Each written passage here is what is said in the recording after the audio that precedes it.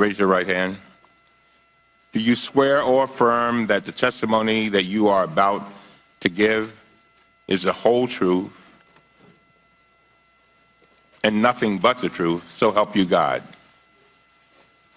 Let the record show that the witness answered in the affirmative. And thank you, and you may be seated. The microphones are sensitive, so please speak directly into them. Without objection, your written statement will be made a part of the record. With that, Mr. Cohen, you are now recognized to give an oral presentation of your testimony.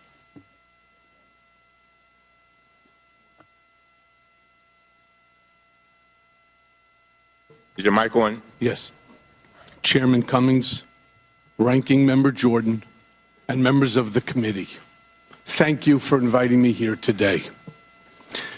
I have asked this committee to ensure that my family be protected from presidential threats and that the committee be sensitive to the questions pertaining to ongoing investigations. I thank you for your help and for your understanding. I am here under oath to correct the record, to answer the committee's questions truthfully, and to offer the American people what I know about President Trump. I recognize that some of you may doubt and attack me on my credibility. It is for this reason that I have incorporated into this opening statement documents that are irrefutable and demonstrate that the information you will hear is accurate and truthful. Never in a million years did I imagine, when I accepted a job in 2007 to work for Donald Trump, that he would one day run for the presidency, to launch a campaign on a platform of hate and intolerance, and actively win. I regret the day I said yes to Mr. Trump. I regret all the help and support I gave him along the way. I am ashamed of my own failings and publicly accepted responsibility for them by pleading guilty in the Southern District of New York. I am ashamed of my weakness and my misplaced loyalty, of the things I did for Mr. Trump in an effort to protect and promote him. I am ashamed that I chose to take part in concealing Mr. Trump's illicit acts rather than listening to my own conscience. I am ashamed because I know what Mr. Trump is. He is a racist, he is a con man, and he is a cheat.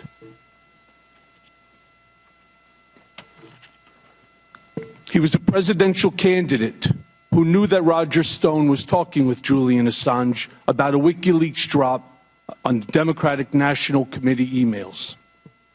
And I will explain each in a few moments. I am providing the committee today with several documents, and these include a copy of a check Mr. Trump wrote from his personal bank account after he became president to reimburse me for the hush money payments I made to cover up his affair with an adult film star and to prevent damage to his campaign. Copies of financial statements from 2011, 2012, and 2013 that he gave to such institutions such as Deutsche Bank. A copy of an article with Mr. Trump's handwriting on it that reported on the auction of a portrait of himself that he arranged for the bidder ahead of time and then reimbursed the bidder from the account of his nonprofit charitable foundation, with the picture now hanging in one of his country clubs. And copies of letters I wrote at Mr. Trump's direction that threatened his high school, colleges, and the college board not to release his grades or SAT scores. I hope my appearance here today, my guilty plea, and my work with law enforcement agencies are steps along a path of redemption that will restore faith in me and help this country understand our president better. And before going further, I want to apologize to each member, to you as Congress as a whole, The last time I appeared before Congress, I came to protect Mr. Trump. Today, I am here to tell the truth about Mr. Trump. I lied to Congress when Mr. Trump stopped negotiating the Moscow Tower project in Russia. I stated that we stopped negotiating in January of 2016. That was false. Our negotiations continued for months later during the campaign. Mr. Trump did not directly tell me to lie to Congress. That's not how he operates. In conversations we had during the campaign, at the same time I was actively negotiating in Russia for him, he would look me in the eye and tell me there's no Russian business, and then go on to lie to the American people by saying the same thing. In his way, he was telling me to lie. There were at least a half a dozen times between the Iowa caucus in January of 2016 and the end of June when he would ask me, "How's it going in Russia?" referring to the Moscow Tower project. You need to know that Mr. Trump's personal lawyers reviewed and edited my statement to Congress about the timing of the Moscow Tower negotiations before I gave it. So to be clear, Mr. Trump knew of and directed the Trump-Moscow negotiations throughout the campaign and lied about it. He lied about it because he never expected to win. He also lied about it because he stood to make hundreds of millions of dollars on the Moscow real estate project. And so I lied about it too, because Mr. Trump had made clear to me, through his personal statements to me, that we both knew to be false, and through his lies to the country, that he wanted me to lie. And he made it clear to me because his personal attorneys reviewed my statement before I gave it to Congress. Over the past 2 years, I have been smeared as a rat by the President of the United States. The truth is much different. And let me take a brief moment to introduce myself. My name is Michael Dean Cohen, and I am a blessed husband of 24 years and a father to an incredible daughter and son. When I married my wife, I promised her that I would love her, I would cherish her, and I would protect her. As my father said countless times throughout my childhood, you, my wife, and you, my children, are the air that I breathe. So to my Laura, and to my Sammy, and to my Jake, there's nothing I wouldn't do to protect you. I have always tried to live a life of loyalty, friendship, generosity, and compassion. It's qualities my parents ingrained in my siblings and me since childhood. My father survived the Holocaust, thanks to the compassion and selfless acts of others. He was helped by many who put themselves in harm's way to do what they knew was right. And that is why my first instinct has always been to help those in need.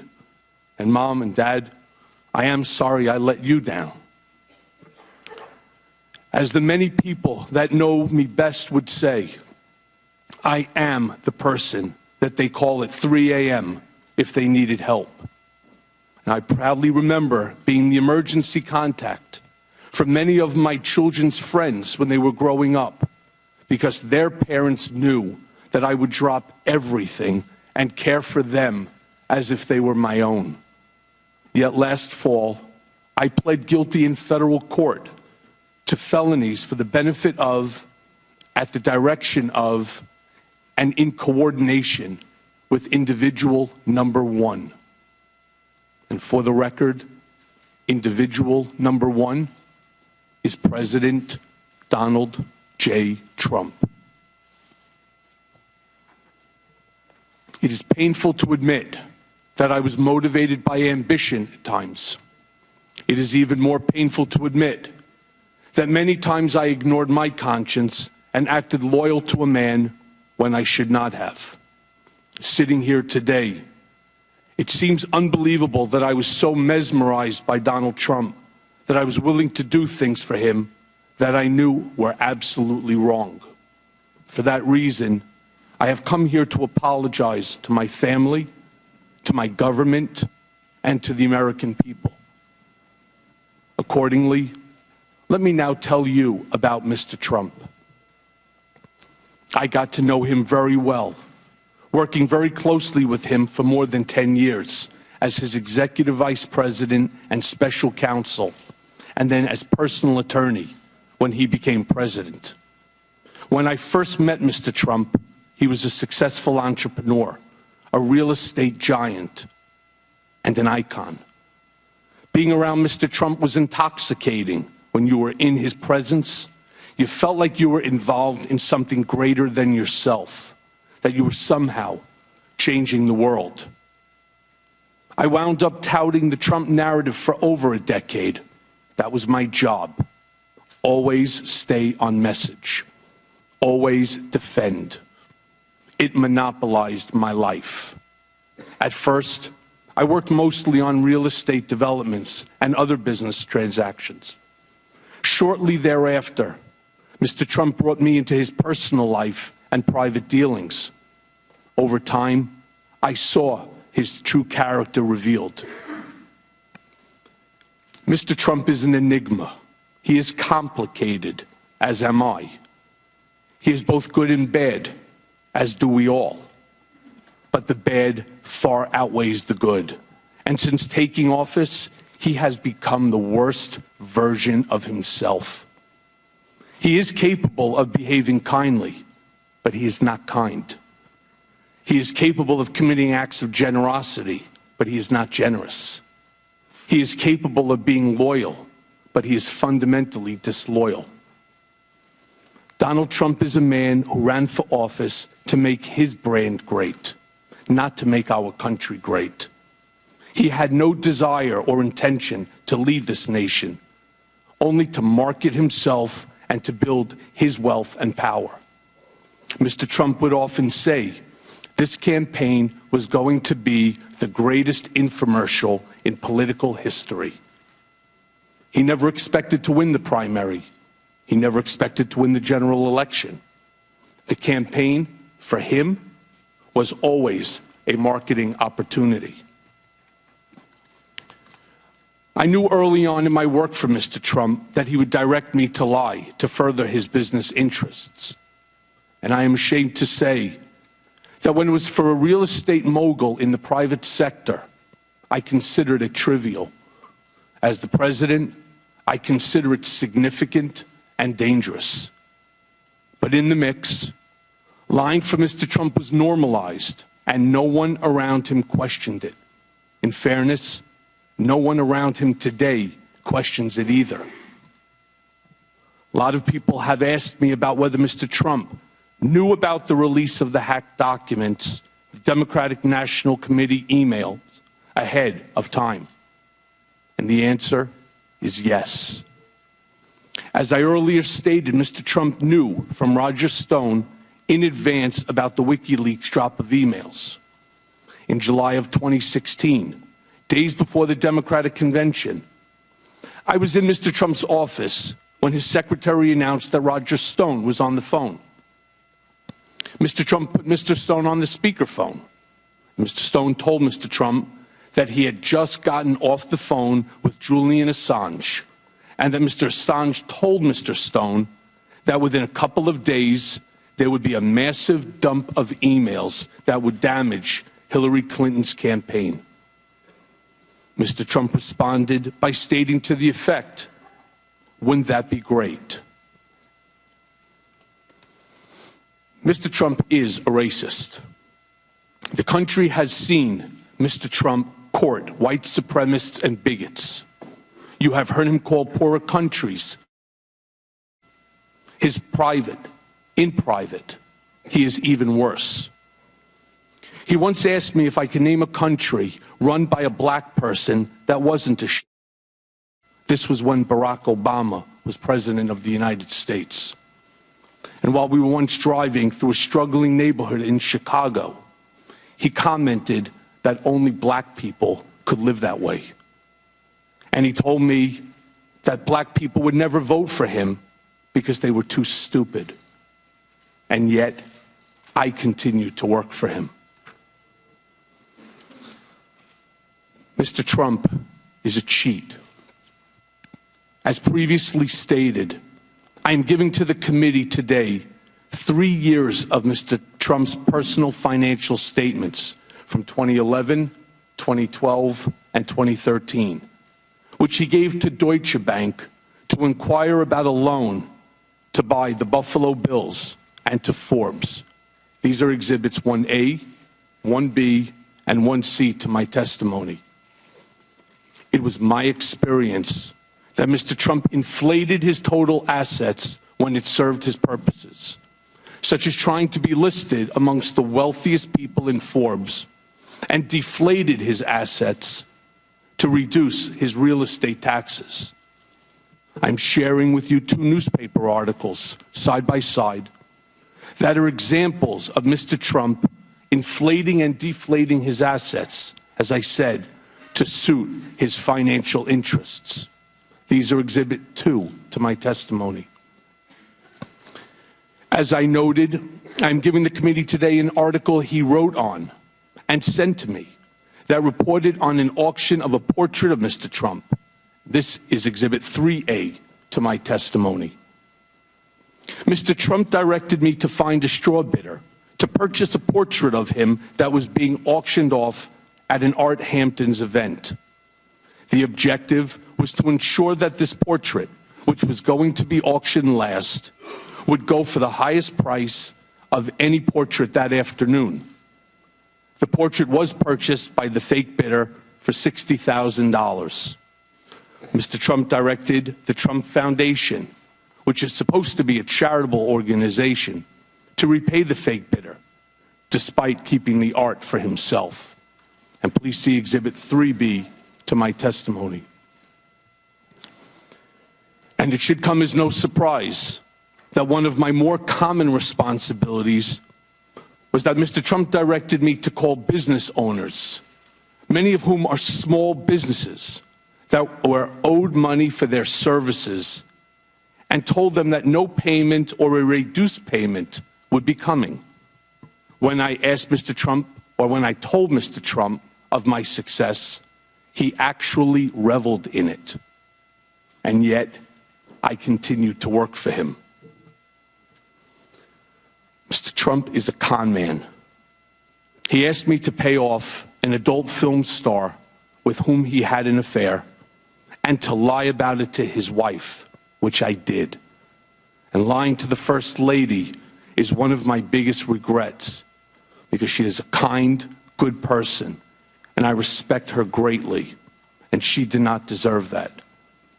And I'm giving the committee today a copy of the $130,000 wire transfer from me to Ms. Clifford's attorney during the closing days of the presidential campaign that was demanded by Ms. Clifford to maintain her silence about her affair with Mr. Trump. And this is Exhibit 4 to my testimony. Mr. Trump directed me to use my own personal funds from a home equity line of credit to avoid any money being traced back to him that could negatively impact his campaign. And I did that too, without bothering to consider whether that was improper, much less whether it was the right thing to do or how would it impact me, my family, or the public. And I am going to jail in part because of my decision to help Mr. Trump hide that payment from the American people before they voted a few days later. As Exhibit 5A to my testimony shows, I am providing a copy of a $35,000 check that President Trump personally signed from his personal bank account on August 1st of 2017, when he was President of the United States, pursuant to the cover-up, which was the basis of my guilty plea to reimburse me the word used by Mr. Trump's TV lawyer for the illegal hush money I paid on his behalf. This $35,000 check was one of 11 check installments that was paid throughout the year while he was president. Other checks to reimburse me for the hush money payments were signed by Donald Trump Jr. and Alan Weisselberg. And see for example 5B. The President of the United States thus wrote a personal check for the payment of hush money as part of a criminal scheme to violate campaign finance laws. And you can find the details of that scheme directed by Mr. Trump in the pleadings in the U.S. District Court for the Southern District of New York. So picture this scene.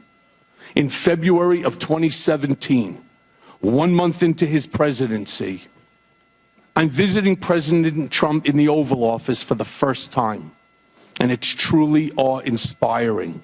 He's showing me all around and pointing to different paintings, and he says to me something to the effect of, "Don't worry, Michael, your January and February reimbursement checks are coming." They were FedExed from New York, and it takes a while for that to get through the White House system. As he promised, I received the first check for the reimbursement of $70,000 not long thereafter. When I say con man, I'm talking about a man who declares himself brilliant, but directed me to threaten his high school, his colleges, and the college board to never release his grades or SAT scores. As I mentioned, I'm giving the committee today copies of a letter I sent at Mr. Trump's direction, threatening these schools with civil and criminal actions if Mr. Trump's grades or SAT scores were ever disclosed without his permission. And these are under Exhibit 6. The irony wasn't lost on me at the time that Mr. Trump, in 2011, had strongly criticized President Obama for not releasing his grades.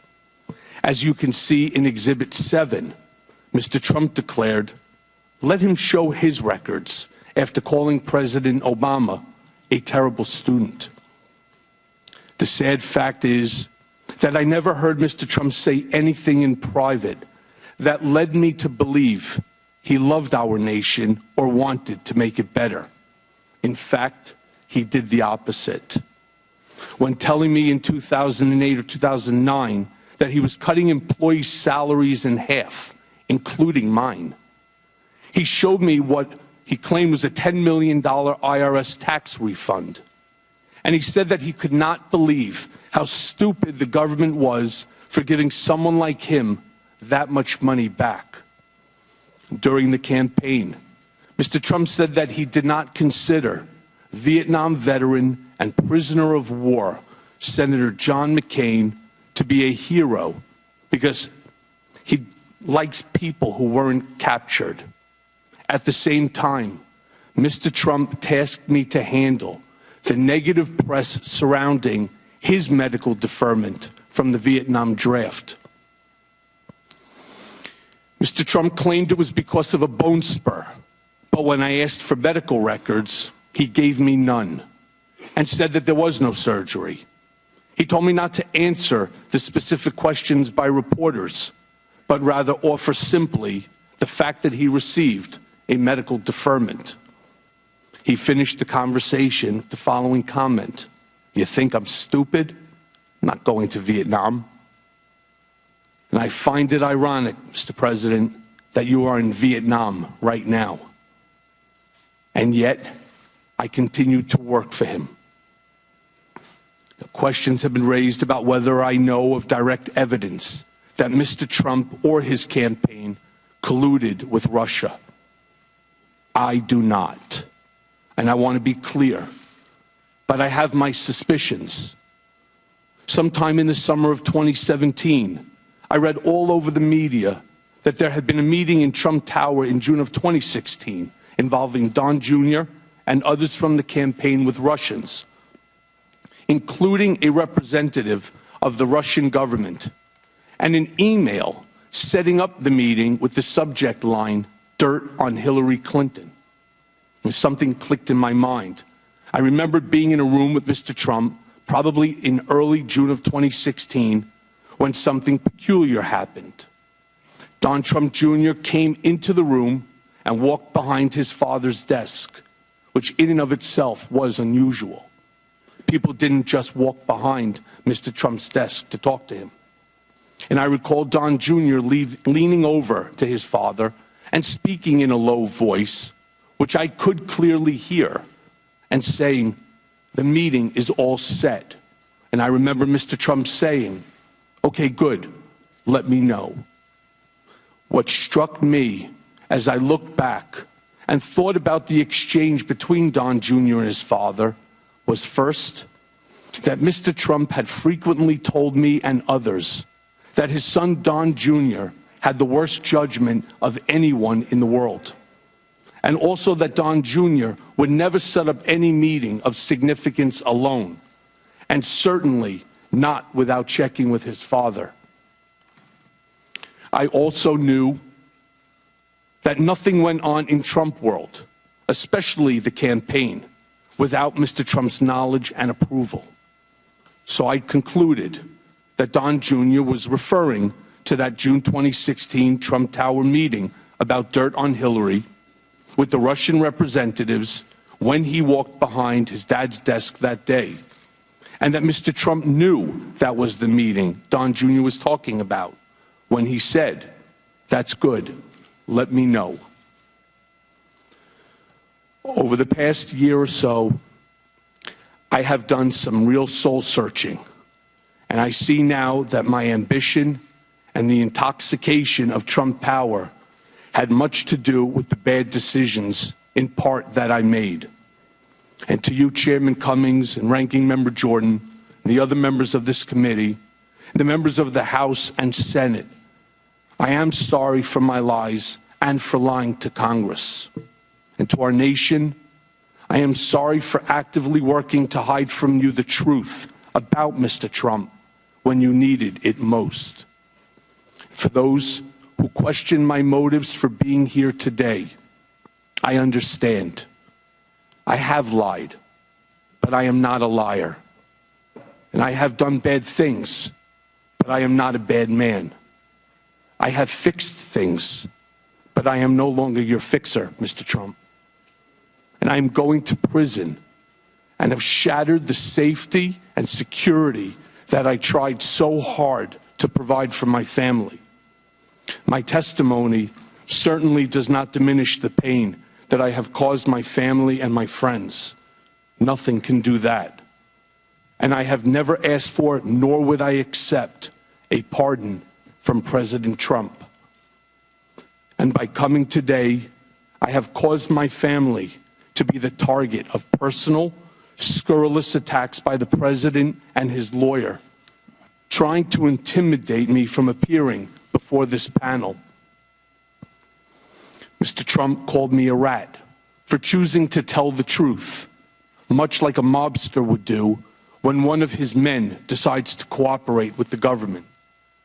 And as Exhibit 8 shows, I have provided the committee with copies of tweets that Mr. Trump posted, attacking me and my family. And only someone burying his head in the sand would not recognize them for what they are. It's encouragement to someone to do harm to me and my family. And I never imagined that he would engage in vicious, false attacks on my family and unleash his TV lawyer to do the same. And I hope this committee and all members of Congress on both sides of the aisle make it clear that as a nation, we should not tolerate attempts to intimidate witnesses before Congress, and attacks on family are out of bounds and not acceptable. And I wish to especially thank Speaker Pelosi for her statements, and it's Exhibit 9, to protect this institution and me, and the chairman of the House Permanent Select Committee on Intelligence, Adam Schiff, and you, Chairman Cummings, for likewise defending the institution and my family against the attacks by Mr. Trump, and also the many Republicans who have admonished the president as well. I am not a perfect man. I have done things I am not proud of, and I will live with the consequences of my actions for the rest of my life. But today, I get to decide the example that I set for my children and how I attempt to change how history will remember me. I may not be able to change the past, but I can do right by the American people here today. And I thank you for your attention, and I'm happy to answer the committee's questions.